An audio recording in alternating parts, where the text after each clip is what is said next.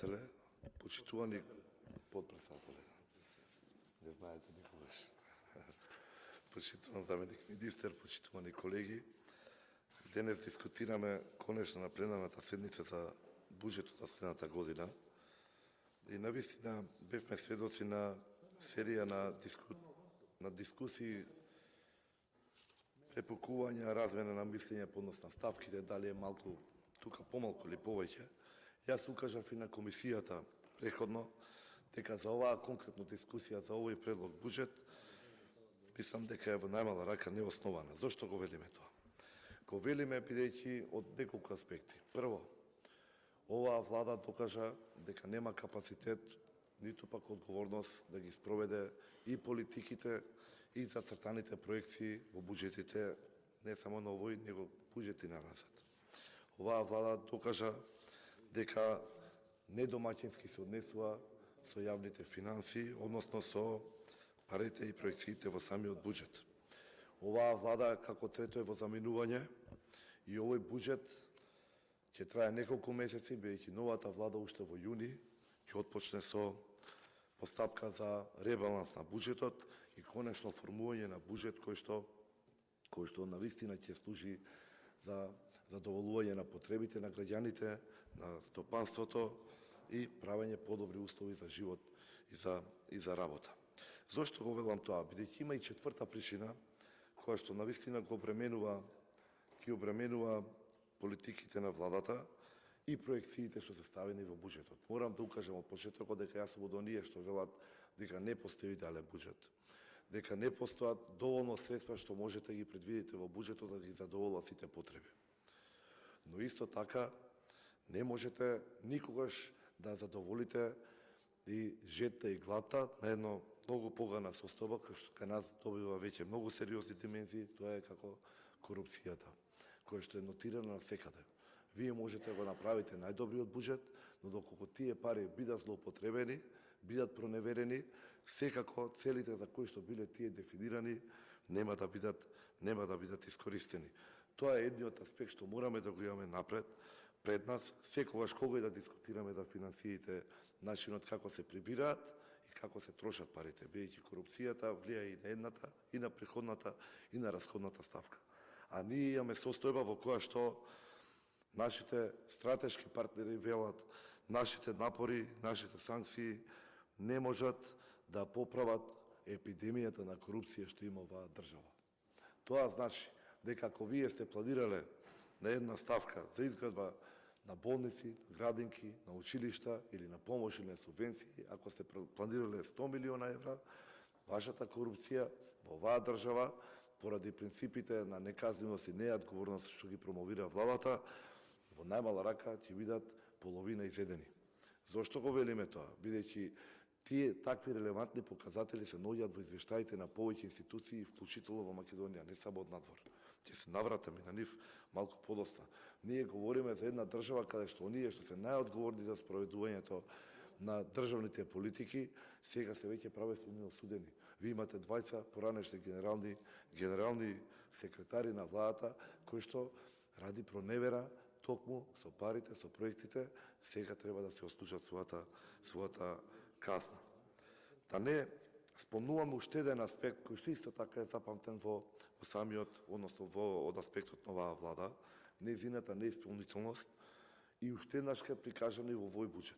Серија на големи проекти, повторно секоја година копи-пейст се префрлаат од еден буџет во друг, вклучително во овој што е сега пред нас. Повторно имате клинички центри, повторно имате автопати, повторно имате железнички станици, железнички пруги, кои што знаеме дека се некадрни, ниту пак имаат аспект и желба да ги спроведат. Кај клиничкиот центар не видовме ниту лопата, не видовме ниту тендер, не видовме ниту проектна документација, но затоа видовме ради нивната неспособност, нивните неодговорни чекори, видовме милиони што ќе ни стигнат за казнени пенали. И исто така видовме и милиони евра кои што треба да ги исплатиме врз основа на камати за одобрени неискористени кредити. Токму ради неисполнувањето на обврските, односно на проектите и реализацијата на капиталните расходи. Говоревме за милиони кои што ги плаќаме на пенали по однос на железничката, например, инфраструктура, подобрувањето, а ние во моментов немаме веќе железничка инфраструктура и немаме транспорт на стоки. Зошто? Бидејќи еден мост кој што се случи хаваријата ради лошиот однос, ради неодржување, па макар и да тоа било му дошло времето, некоја институција, доколку имате одговорна власт, тоа треба да го предвиди, да следи состојбата и веќе да биеше тој мост саниран. Ние тоа се уште го немаме. Ние велиме, односно ние слушаме овде дека проекциите на овој мегаломански буџет од 5,5 милиарди евра ќе биде реализирани со посветена работа, со дигитални решенија, со интеграција на системите, софтверски решенија и не знам што. Еве ќе ве запрашам едно директно прашање. Бидејќи наместо софтверски решенија и интеграција, ние се видовме хавари, се бевме сведоци на хакерски напади, на штети и нефункционирање на целите институции, токму поради власта. Еве да ве запрашам едно прашање директно од еден настан што ме инспирираше, например, премиерот што беше во Прилеп. Таму се изведе после долго години бункерот, онај објект кој што треба да служи како бекап на сите институции, за да не ни се случуваат такви пехови, за да немаме губење на потоците, за да немаме застој во работата и така натаму. Дали може некој да ми каже од владата колку институции потпишале договор за складирање на нивните податоци? Тоа е објект кој што е по сите стандарди, на доволно далечина и така натаму, се прават реплики секој вечер. Така натаму. Дали знаете колку институции? 2, од кои што едната е таа што у суштина е надлежна, мислам дека беше МВР. Таков е односот. Дали можете да проверите во ставките за лиценци, антивирусни решенија и одржување на софтвери колку пари се трошат? И повторно не се случат такви работи. А за ова за веќе постоечки објект, докажам по сите стандарди, кој што вие на некој начин сега се трудевте го промовирате на страна, од кога е почнат, кој го обмислил, како го направил, кој обезбедил финанси и така натаму, ете како не се користи. А зошто не се користи? Тоа се прашања што треба ги бараме во оној делот напред, дали во неодговорност, дали во неказнивост или најчесто во самата корупција. Велиме, ќе бил развоен буџетот, дека тој ќе ги задоволил потребите на граѓаните. Како можеме да говориме за развоен буџет, а да имаме толкава голема ставка на антикризни мерки? Каде ни се кризата? Што детектирала влада? Ја детектирала кај цените, ја детектирала кај енергенците. За каков нормален развој на државата збориме ако ние веќе имаме нестабилност кај цените? Па треба да интервенираме со огромни средства како антикризни мерки. Дали не ја гледате самата контрадикторност во самите настапи? Или контрадикторност во самите тези што ги имате и ги промовирате тука? Ако вашите енергенси, ако инпутот во самото стопанство ви биде зголемен и нестабилен, како можеме да имаме предвидливост дека аутпутот, производството на самиот производ од стопанството ќе биде стабилен, конкурентен? Се разбира дека не може. Истиот сегмент и во однос на платите. Многу бројки си заслушам во страна на многу колеги, каде што ќе се зголемела оваа ставка, ќе се покачила минималната плата и така натаму. Никој од тука не најде за сходно да укаже каков е растот на другите трошоци. Имате антикризни мерки за цени, и имате плати кои што не може да ги пратат. И нормално е тоа, платите треба да пратат продуктивноста, а не политички одлуки. Никогаш нема да добијат војната цените и порастот на платите. Никогаш платите нема да пораснат инфлацијата. Нам ни треба стабилна политика која што ќе донесе сигурност, развој на стопанството, на институциите.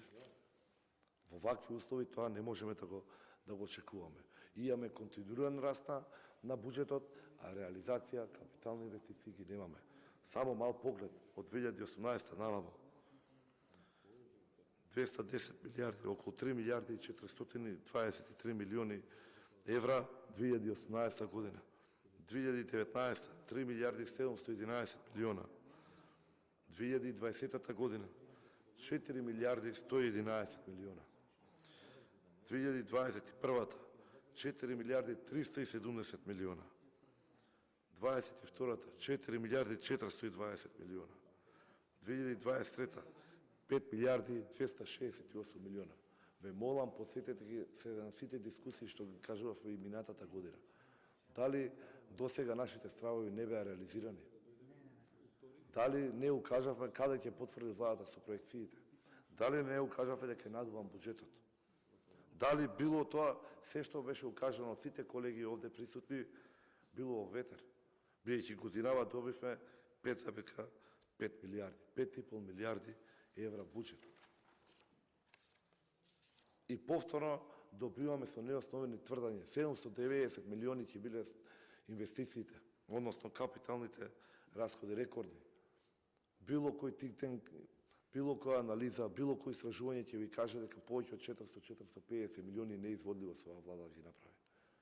И повторно не лажете. Но пак ќе укажам, ова е влада на забинување, ова е буџет кој што ќе има само неколку месеци важност и трајање. Дали треба повторно да укажуваме дека никој не ви верува дека ќе мрнете 1 метар со автопатот за Плаце. 2 километра само не е ни пошат.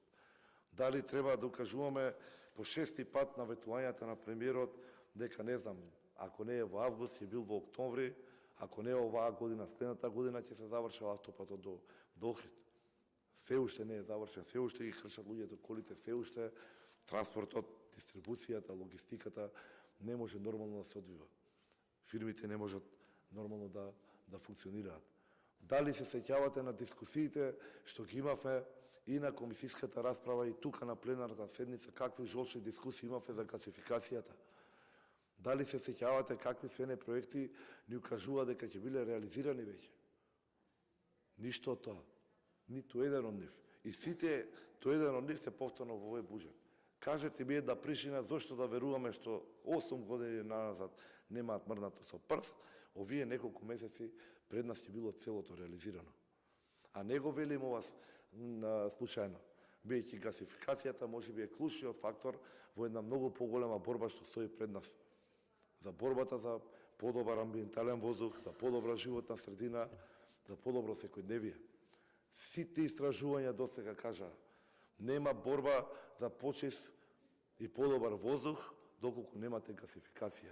Најголемите метрополи, прва и од Чехор, што имале проблеми со загадувањето, имаат драстични резултати по спроведената гасификација. За многу краток период успеале да го надминат проблемот или драстично да го намалат во некои сведливи рамки. Кај нас, владата и тие ставки со овој буџет повторно ги намали. До каде така ќе одиме? Како е можно тоа бруто домашниот производ во целиот регион да расте двојно повеќе од колку нашиот? А кај нас да расте инфлацијата двојно повеќе од регионот. Сега можеби малку се стабилизира состојбата, но штетите и последиците се уште ги трпиме. Се уште се на сила мерките. Се уште тие средства можеа да бидат пренасочени во развој. А при тоа ние си мантраме дека нема да има проблем, ние ќе имаме развоен буџет. Нема да имаме развоен буџет. Бидејќи нереален. Ова е мегаломански буџет, предизборен буџет, со мерки кои што најверојатно ќе бидат насочени во првиот квартал брзопотезно, да може да се купи уште некој глас. Иначе за вашите проекции сте ги кажале. 25 милиарди евра се потрошени од 2018 година до сега. Сега ги читаве буџетите. Дали би можеле со 25 милиарди евра да наброите еден голем капитален објект кој што стои позади оваа влада? Тука ви е доволно односот каде и каков има пристап владата во однос на трошењето на парите или злоупотребите на средствата. Имате од тоа што го предвиделе, видите го извештајот на ДЗР, 30% велат дека биле спроведени постапки со неправилности. Имате истражување од граѓанскиот сектор каде што ви велат дека секој трети тендер е намесен, што потврдува извештајот на ДЗР, секој втори е договорен. И во двата случаеви имате нереално висока цена постигната или подпишана. И во двата случаеви имате огромни средства кои што се на некој начин или несоодветно потрошени или злоупотребени и проневерени. Претворете го тоа во пари, ќе видите дека ние, доколку работиме домаќински, нема да имаме потреба од задолжување. Некои 500 до 700 милиони евра. Доколку функционира редот, правото и одговорноста во една држава. Велите дека ќе се користеле инвентивни решенија, а имаме секој ден по некој скандал врзан со ФИТЕР. Како може да имаат сигурност луѓето и фирмите во оваа држава? Како можеме да бидеме сигурни дека ова што го предвидувате со буџетот ќе биде реализирано? Никој веќе не верува. Затоа и кажав, безпредметна е од многу аспекти оваа дискусија за буџетот. Останува моментот само да бидеме сконцентрирани како оваа влада побрзо се замине и уште сега да почнеме да размислуваме како се справиме со последиците од нивното 8-годишно владење. Благодарам. Има збор Лидија Тасевска.